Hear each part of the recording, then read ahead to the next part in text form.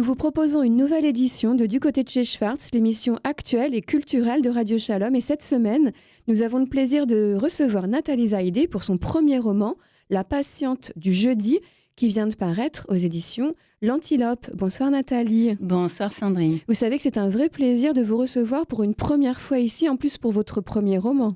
Écoutez, c'est un plaisir partagé. Je suis encore plus heureuse et très honorée, Sandrine. Alors, quelques mots de présentation pour débuter. Vous êtes spécialiste des traumatismes psychiques, qu'ils soient individuels ou collectifs. Vous êtes maîtresse de conférences en psychologie à l'Université Paris 8. Vous êtes particulièrement reconnue pour votre expertise en ethnopsychiatrie, tout comme votre époux Toby Nathan. Depuis 1990, vous animez en France des groupes de parole destinés aux survivants de la Shoah et à leurs descendants, un travail qui a pris une résonance particulière depuis le 7 octobre, les massacres perpétrés dans le sud d'Israël ayant ravivé des blessures profondes chez vos patients.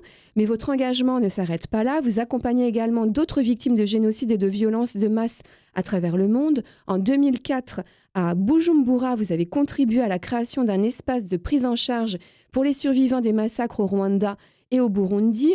En 2009, à Conakry, après les massacres du 28 septembre, vous participez à l'ouverture d'une consultation d'ethnopsychiatrie pour les survivants et les victimes de violences sexuelles.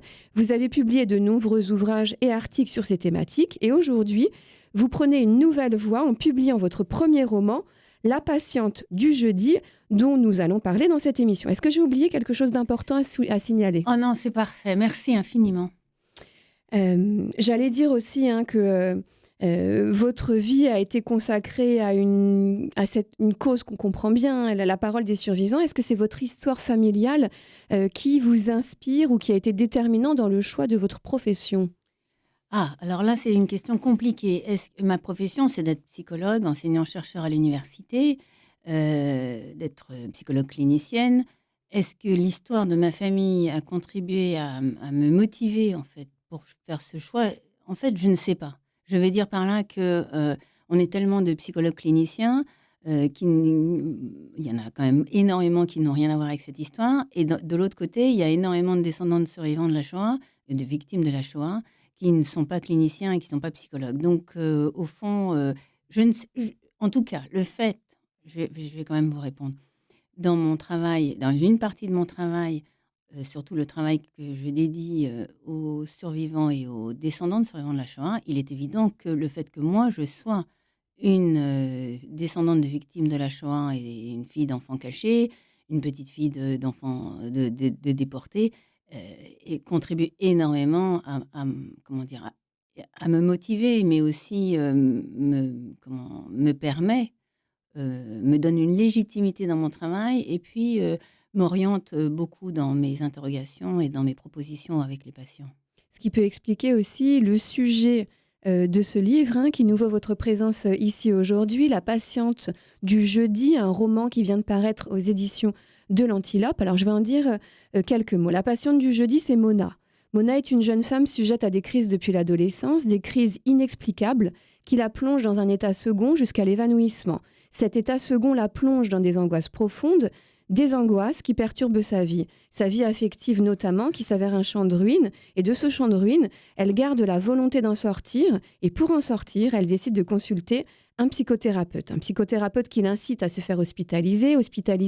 Des enregistrements révèlent qu'elle parle une langue étrangère dans son sommeil, une langue que même la jeune femme ne reconnaît pas. Cette langue, c'est le yiddish. Le yiddish et le judaïsme avec lequel Mona semble n'avoir aucun lien.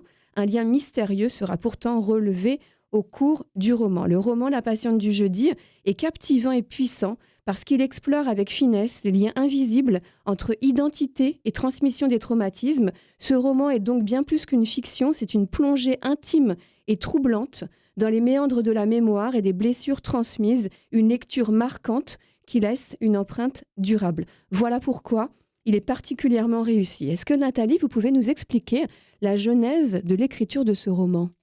Alors, oui, effectivement, ça fait bientôt 35 ans qu'on a ouvert un service dans l'équipe d'ethnopsychiatrie du professeur Toby Nathan, au centre Georges Devreux, qu'on a ouvert un service dédié aux survivants de la Shoah. L'équipe d'ethnopsychiatrie s'occupe des patients migrants en général, Et là, c'était un service dédié aux survivants et descendants de survivants de la Shoah. Et on a vu à peu près, peut-être 2000, on a suivi 2000 personnes. L'idée de ce roman, finalement, le personnage principal, donc Mona Rose, dont vous venez de parler, m'a été inspirée par tous les patients, par toutes les situations que j'ai vues, que je continue à voir avec l'équipe d'ethnopsychiatrie, avec cette question. Ils sont tous, me semble-t-il, porteurs d'une même question. Qu'est-ce que la Shoah a induit chez ceux qui présentent des souffrances psychiques? C'est-à-dire, qu'est-ce qui est devenu la Shoah, qui est un événement cosmique pour les Juifs d'Europe, de Pologne, de Grèce, de Bulgarie, enfin de Roumanie, de toute l'Europe, de France. Qu'est-ce que la Shoah a produit dans leur fonctionnement psychologique, surtout chez ceux chez ceux qui présentent des souffrances psychiques. Et l'idée, c'est d'avoir conçu un personnage qui rassemblerait cette question. Donc, elle est la 4e génération après des personnes qui ont été déportées, donc c'est ses arrière-grands-parents. Et le lien avec le judaïsme, c'est totalement délité. Oui, elle ne sait même pas qu'elle a des origines juives. Elle sait plus ou moins, mais peu importe. En fait, c'est quelqu'un qui est moderne. Elle a une trentaine d'années. Elle a une mère qui est d'origine basque, qui est née à Paris. Elle a un père dont la mère qu'elle a connue, la grand-mère paternelle, est d'origine italienne catholique, assez fervente. Et puis, son père avait un père qu'elle n'a jamais connu parce qu'il est parti quand son père était tout petit. Il est parti faire sa vie ailleurs. Et donc, qui, lui, était un ancien enfant caché, sauvé pendant la Shoah et qui a fait sa vie en Amérique du Sud. Donc, elle sait très bien, elle sait que ses grands-parents maternels sont basques d'origine, elle sait que sa grand-mère est italienne, elle sait que le grand-père était un enfant parisien de parents juifs polonais. Peu importe, elle est moderne, elle est métissée dans tous les sens, on va dire les choses comme ça. Elle a plusieurs origines. Et puis, elle a des problèmes perso. Et elle n'a jamais, ce que vous rappeliez, elle-même n'a pas connu des choses difficiles. Elle a été fille unique d'un couple à problème. Voilà. Donc, il y a quelque chose d'assez banal chez elle. Mais en même temps, elle a des souffrances particulières. Elle a des crises. Elle est prise par des visions, des choses terribles. Et elle n'a aucune idée de d'où ça vient. Et c'est dans le cadre de sa psychothérapie qu'il va se passer quelque chose, comme vous le rappeliez, et elle va être amenée à découvrir qu'elle a quelque chose en elle qu'elle ne connaît pas, mais qui est très, très fort et qui est très installé. Et donc, c'est aussi cette idée. C'est-à-dire que nous, on voit des patients qui sont... moi, je me souviens, une des premières réunions des groupes de parole, où il y avait des personnes qui étaient nées dans les années 50 et même 60, et qui étaient toutes descendantes de victimes de la Shoah, et qui ont exprimé en groupe, chacun disait « mais moi, je ne comprends pas ». En fait, ils viennent, ils sont des énigmes. Ils sont porteurs d'énigmes. Je ne comprends pas, je regarde les photos, les rares photos qui me restent de ma famille, que je n'ai pas connues. Dessus, il y a des enfants, il y a des personnes âgées, il y a des adultes qui sont d'origine... Enfin, c'est des photos qui datent de la Pologne. Ou alors j'entends des noms de personnes qui ont disparu, et à l'évocation ou à la vision de ces photos, je me mets à pleurer. Et donc, ils réalisent qu'ils sont plusieurs, comme ça. Comment se fait-il que qu'on pleure pour des gens, à cause de la mort de ces gens qu'on n'a pas connus? Et effectivement, c'était une vraie question de psychologue. C'est-à-dire, c'est des groupes de parole où on dit on va rassembler des questions qui ne rentrent pas dans les cases, mais on va essayer d'y répondre et puis surtout, on va essayer de se soigner. Et donc, juste pour terminer, c'est des questions qui ont été posées par ces personnes et puis par ces descendants de victimes, et on a commencé à interroger comment se fait-il qu'on ressente des souffrances de type deuil, de type dépression liée à des deuils de personnes qu'on n'a jamais rencontrées. Alors, des questions de psychologue, un livre de psychologue, et je vais vous poser 2 questions en une. Est-ce que cet ouvrage pourrait être un outil thérapeutique pour les personnes qui viennent vous consulter au centre de Veureux. Et l'autre question qui est liée, c'est finalement qu'est-ce qui pousse une universitaire comme vous l'êtes à choisir ce registre du roman, ce registre romanesque. Et j'ai en tête un mot de Emmanuel Lévinas, donc le philosophe, qui disait que c'était déchoir pour quelqu'un comme lui d'envisager de pouvoir écrire un roman. Donc c'est un peu violent, hein, mais quelle est votre démarche en fait derrière l'écriture de ce livre? Alors, permettez-moi de dire que pour moi, c'est le contraire. C'est-à-dire que, heu, en fait, il y a plein j'ai envie de vous répondre sur plein de plans. La 1re chose, c'est que mes premiers amours, c'est la littérature. C'est la fiction, lire Singer, lire, Dostoïevski, quoique à l'adolescence, je lisais pas Singer encore. Je pense qu'il faut être un peu plus mûr pour aimer Singer. Mais je lisais Dostoïevski, je lisais, Balzac, Flaubert et c'était extraordinaire et je n'ai jamais cessé de lire, bien que j'ai réduit ma lecture de fiction et de romans à cause de mon activité de chercheur et d'enseignante, et de scientifique. Et donc, pour moi, la littérature, c'est ce qu'il y a de plus extraordinaire. C'est le top niveau, on va dire. Et donc, pourquoi j'ai mis beaucoup de temps à écrire. Ça fait très, très longtemps que j'ai Combien de temps? Mona Rose dans la tête. Je l'ai depuis très, très, très, très longtemps. Elle m'accompagne, mais que je me dise: «Je vais me mettre au roman, je vais oser la fiction» et dire que j'écris tous les jours, moi, dans le cadre de mon travail. J'écris les cours, j'écris les articles, j'écris des livres, j'ai fait des conférences. Mais bon, j'ai envie de dire, c'est plus facile pour moi parce que, dès que j'ai commencé mes études, on devait rendre des textes théoriques. La fiction, c'est, heu, c'est le saut dans l'inconnu, on ne maîtrise plus. On a quelques idées. Pour écrire un roman, je pense, hein, c'est mon expérience personnelle maintenant, chacun fait comme il peut et comme il veut. Mais, moi, j'avais quelques idées, j'avais un personnage qui pouvait incarner une question générale. C'est-à-dire qu'est-ce que devient la Shoah aux générations suivantes? Et puis après d'autres petites questions peut-être moins générales. Qu'est-ce qui se passe quand on est possédé, en fait? La question de la possession, parce que moi, je fais partie de ces gens qui pensent qu'on n'est pas à l'origine de soi-même, même quand on souffre. Sa propre souffrance, il y a autre chose. On souffre parce que quelqu'un vous veut du mal, on souffre parce qu'on a parce que ça rate dans la vie, parce qu'on ne réussit pas un examen. C'est pas, je veux dire, les individus ressentent et réagissent à ce qui se passe autour d'eux et là l'hypothèse de ce roman, c'est on réagit par rapport à ce qu'on a vécu, ce qu'on vit, mais aussi par ce dont on hérite. Alors c'est vrai que c'est une énigme, hein, c'est-à-dire que la psychologie, alors la biologie certes, a des petites hypothèses, mais pas sur des faits réels.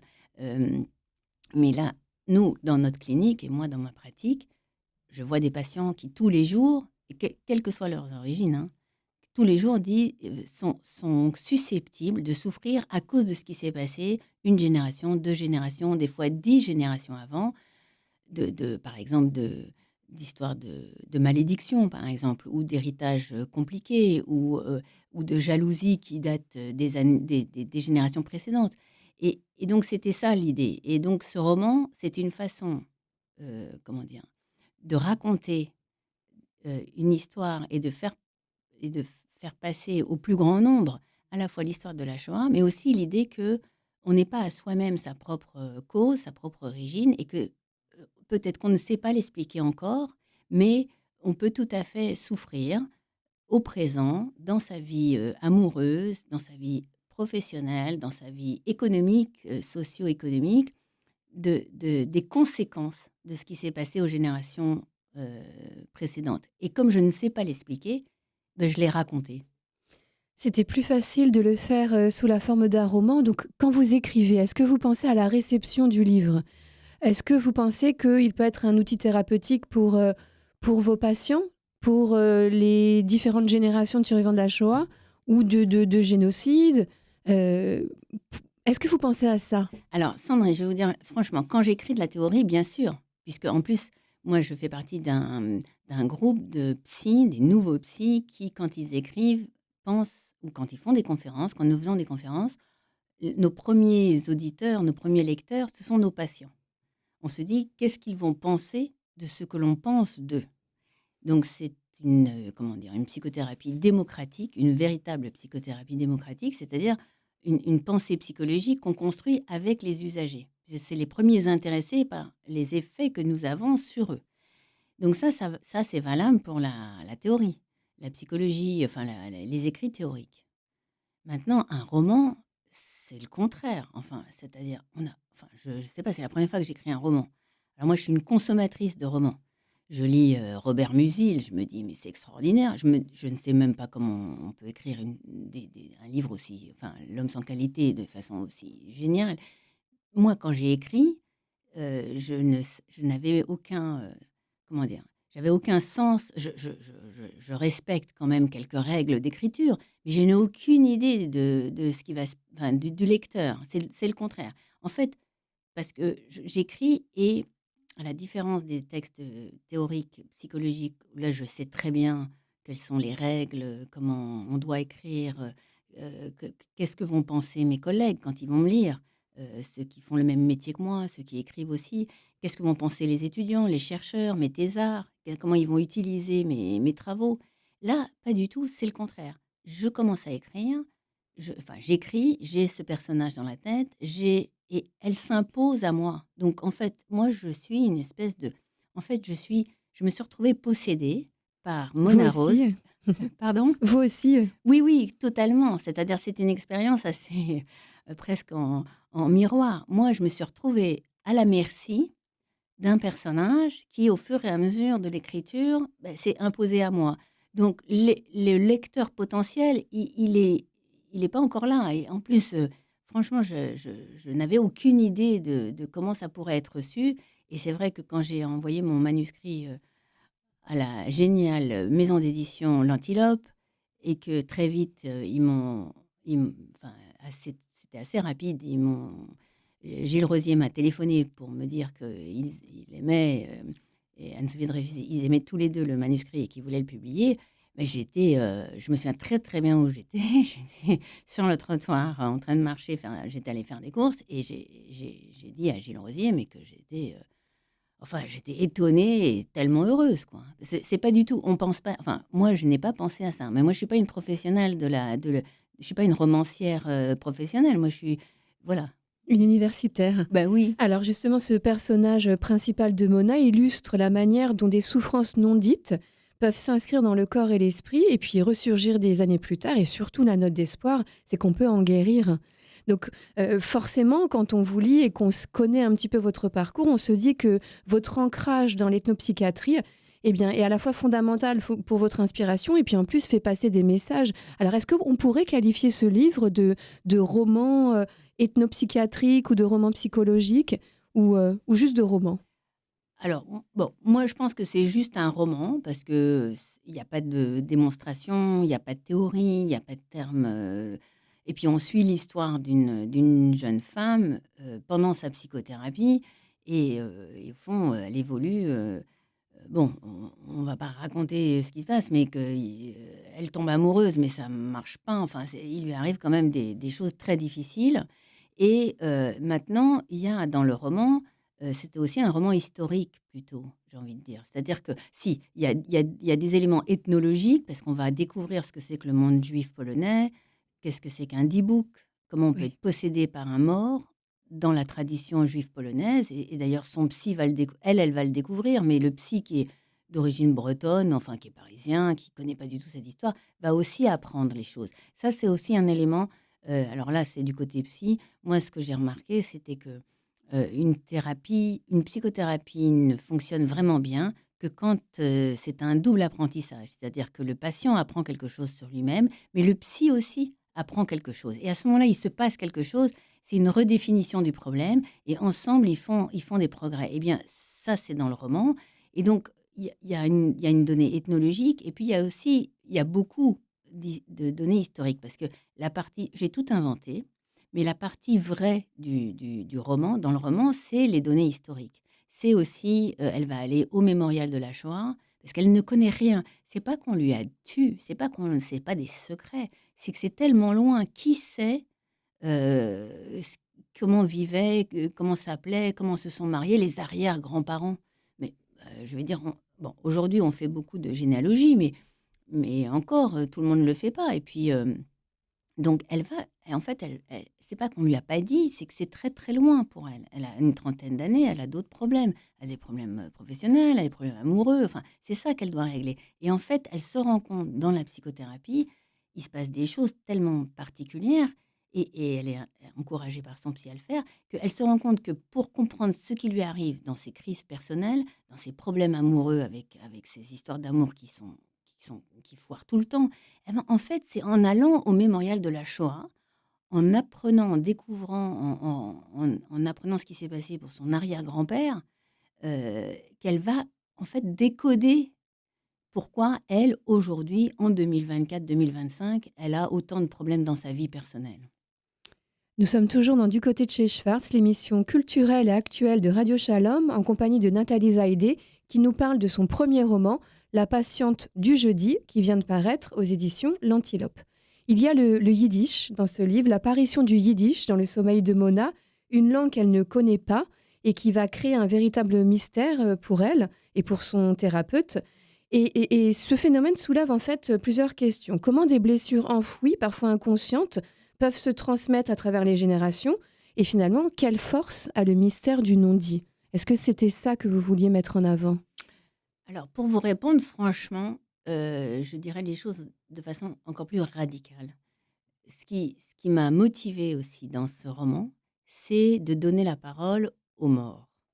Et ça, si j'ai voulu faire ça, hein, de leur donner la parole, de leur, comment dire, rendre leur statut. Les morts de la Shoah, tous les enfants de victimes, tous les descendants de victimes que je rencontre, que j'ai rencontrés et que je continue à rencontrer dans ma pratique avec l'équipe d'ethnopsychiatrie du centre Georges Devreux, tous évoquent qu'il y a un problème avec ces morts-là. C'est-à-dire que ce sont des morts qui sont morts de façon extrêmement injuste, d'où, à mon sens, des réactions très présentes chez les descendants de victimes de la Shoah, qui sont allergiques à l'injustice, qui sont même des fois qui explosent devant, quand ils sont témoins d'une situation où il y a quelqu'un qui se fait maltraiter, mais même qu'ils ne connaissent pas. Ça peut être dans l'autobus, à la mairie, dans des situations où il y a des autorités. Et donc, c'est la mort des parents, des grands-parents, des arrière-grands-parents, dans des situations abominables et injustes. Et au fond, ce roman, c'est aussi l'occasion de redonner leur force, leur statut, de présentifier, de les rendre présents à nouveau, pour voir un peu, comment dire, dans quel état ils sont. Au fond, je vais vous dire, je vais même dire des choses qui peuvent paraître bizarres, mais moi je crois à ça. C'est-à-dire, pour guérir un descendant de victime de la Shoah, il faut guérir les morts ou le mort qui est en souffrance, qui est resté en souffrance depuis la Shoah. Alors ça peut paraître très très bizarre, mais au fond, les morts, les gens de la famille, quand ils meurent, certes, ils ne sont plus vivants, mais ils ne disparaissent pas du monde, de l'univers des personnes. Eh bien là, peut-être que si on veut définir le problème de la Shoah, pour les descendants de victimes, c'est de dire il y a une masse immense de personnes qui sont décédées et qui continuent à souffrir, et dire que normalement, bon, la fin de la vie, on passe dans un autre état, on devient mort, et puis il y a une existence des morts après, et on cherche l'apaisement pour eux et pour les survivants. Or là, on a des millions de juifs qui continuent à souffrir de la mort qu'on leur a infligée de façon à la fois terriblement injuste et aussi de façon abominable. Et même dans la mort, ils n'ont pas le droit vivants, ils n'avaient plus le droit de vivre en tant que juifs, et dans la mort, ils n'ont pas non plus eu le droit d'être morts en tant que juifs. Et je crois que c'est, au fond, la grande question qu'on doit traiter quand on soigne, quand on prend en charge un descendant de victime de la Shoah. Ce que vous dites est à la fois profondément spirituel et en même temps religieux. Ça me fait penser à la traditionnelle cérémonie du Yizkor, qui est célébrée entre le Yom Kippour, entre Rosh Hashanah et Yom Kippour, où qu'on soit religieux ou pas religieux, mais en tout cas descendant de victimes de la Shoah, eh bien, on fait une prière pour les victimes sans sépulture. C'est une tradition et en fait, c'est leur redonner finalement une sorte de mort décente, de considérer qu'ils sont vraiment morts et puis de prononcer un kaddish qui n'est pas la prière des morts, contrairement à ce qu'on imagine, mais la prière de sanctification du nom. Et donc c'est une sorte de kaddish en fait, votre livre. Écoutez, Sandrine, vous ne pouvez pas me faire plus plaisir parce que j'ai écrit ce livre, j'ai été guidée, je pense, tout le temps par ma mère, qui n'est plus de ce monde, qui était donc la fille d'une femme qui a été déportée, ma grand-mère, que je n'ai jamais connue, Soura Shrift. Ma mère est née Evelyne Chava, Evelyne Rosenberg, en 1936 à Paris. Et comme beaucoup d'anciens enfants cachés, juifs d'origine polonaise, d'un milieu très précaire, la lecture pour elle était quelque chose d'essentiel. Elle a été, je pense, une partie de sa vie psychique a été sauvée par le fait qu'elle lisait énormément et qu'elle empruntait des livres et alors elle ne sortait jamais sans un livre sur elle elle lisait que de la fiction.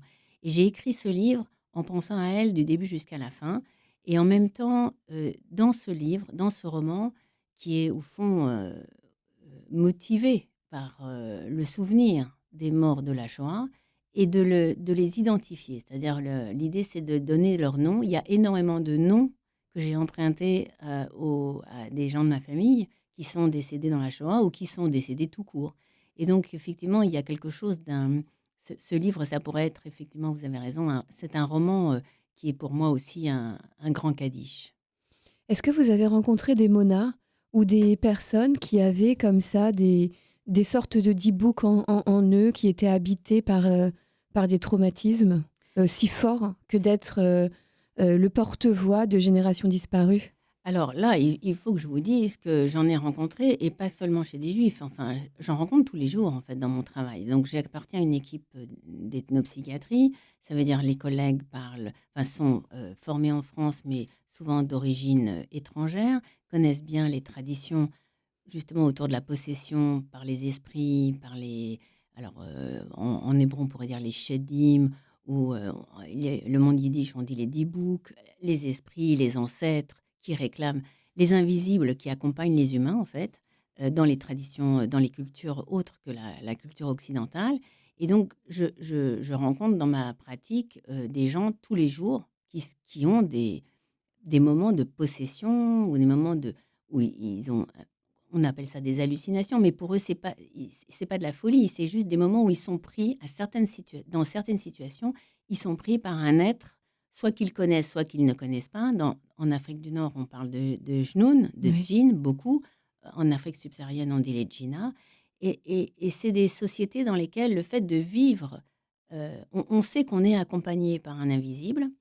La plupart du temps, l'invisible ne se manifeste pas et donc tout va bien. Et puis, il y a certaines situations où l'invisible se manifeste et empêche la personne de vivre. Et à ce moment-là, il y a des guérisseurs, il y a des thérapeutes qui sont, eux, habilités, qui connaissent ces invisibles, qui les identifient, qui les voient, et qui font ce métier très particulier de rentrer en relation avec les ancêtres, les invisibles, les esprits, les morts, et qui savent gérer, qui sont des intermédiaires et c'est ça leur fonction, c'est des thérapeutes qui savent gérer la relation entre la personne vivante humaine devant eux et puis ces invisibles qui attaquent ou qui font pression sur, le patient. Ça paraît tout à fait étonnant, presque fou ce que vous racontez, comment d'un point de vue médical, sérieux, on peut porter un regard sur des esprits, de la Je magie. je vais vous répondre très simplement, Sandrine. Heu, nous avons la même chose en Occident, mais ce sont les médecins qui font ce métier, qui font ce travail. Nous, nos invisibles, on a, comment dire? On a viré les invisibles, qui ressemblent aux esprits, aux morts, aux ancêtres. En revanche, on a accueilli depuis, maintenant au moins, enfin, ça fait au moins 2 siècles, que le monde occidental est saturé en invisibles biologiques, génétiques. Les virus, on a bien vu, je veux dire, personne n'a vu enfin personne. Je ne pense pas que enfin moi je n'ai pas vu le virus, du covid, vous l'avez pas vu. Je pense qu'on est il y a très peu de gens qui ont vu, véritablement vu. C'est-à-dire qui sont des biologistes, qui disposent de dispositifs et de machines capables de voir le virus. Nous avons vu les effets du virus. Alors là, pratiquement tout le monde. On a soi-même, sur soi-même, les effets, ou alors sur nos parents, ou sur nos compagnons, dans nos familles, chez nos collègues. On a bien vu l'effet que fait le Covid. Mais qui a vu le virus du Covid? Personne ne l'a vu, pratiquement personne. Et nous avons vu nos médecins qui, même, la plupart de nos médecins n'ont pas vu les virus. Mais eux, ils savent. Ils appartiennent à un monde qui croit à ça, qui sait que c'est ça. Et nous croyons les médecins qui, eux, nous disent qu'ils savent. Et donc, nous avons plein d'invisibles. On a, je ne sais pas, les électrons sont des invisibles. Enfin, mais il y a des spécialistes qui gèrent la relation entre nous, les humains, et ces invisibles qui, par moments, prennent véritablement possession de nous. Eh bien, les invisibles, finalement, ce travail d'intermédiaire entre l'humain malade et puis ces invisibles, ça, c'est un travail qu'on rencontre partout dans le monde. Maintenant, ce qui est différent dans chaque culture, ou dans chaque monde, ou dans chaque société, on va dire, dans chaque civilisation, c'est la définition des invisibles. Donc, Alors justement, j'ai envie de vous poser une question qui n'était pas prévue et peut-être qui est assez personnelle. C'est votre rapport à la croyance.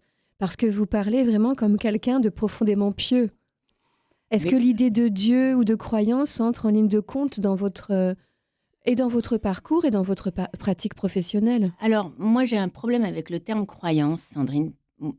D'après ce que j'ai compris de ce que c'est que d'être juif, enfin, la plupart du temps, on ne nous demande pas de croire, donc c'est déjà pas mal, parce que croire, c'est difficile, hein. Mais on nous demande de faire. Alors, si vous me demandez si je respecte les mitzvot, je respecte les 613. Non, c'est pas vrai, évidemment. Euh, euh, la croyance, la croyance, c'est quelque chose de très particulier, c'est propre au christianisme, un peu à l'islam aussi. Mais chez les juifs, c'est pas très, très... Oui, il y a des croyants juifs, mais moi, on va dire que je suis plutôt dans la moyenne des juifs, c'est-à-dire croire bof, j'aime bien qu'on me démontre les choses. Et pour ce qu'on vient d'évoquer, moi, ce que j'aime, c'est la pratique et l'efficacité. C'est-à-dire, le médecin, c'est vrai que le virus, j'ai pas cru, quoi. Enfin, j'ai pas besoin de croire. Je vois les effets du Mais virus. vous croyez dans les âmes Alors les âmes, je ne sais pas. du passé qui peuvent venir nous habiter Alors moi, je ne crois pas, hein. ou nous rendre visite? En fait, j'ai vu. Ah, Voilà, j'ai vu des gens, je soigne des gens, j'en vois encore, qui, par moments, ne sont plus eux-mêmes. Leur voix n'est plus leur voix, leurs préoccupations ne sont plus les mêmes préoccupations habituelles. Il y a des gens qui deviennent très méchants, qui sont très gentils habituellement, puis tout d'un coup qui deviennent extrêmement violents. Des fois, c'est le contraire, hein.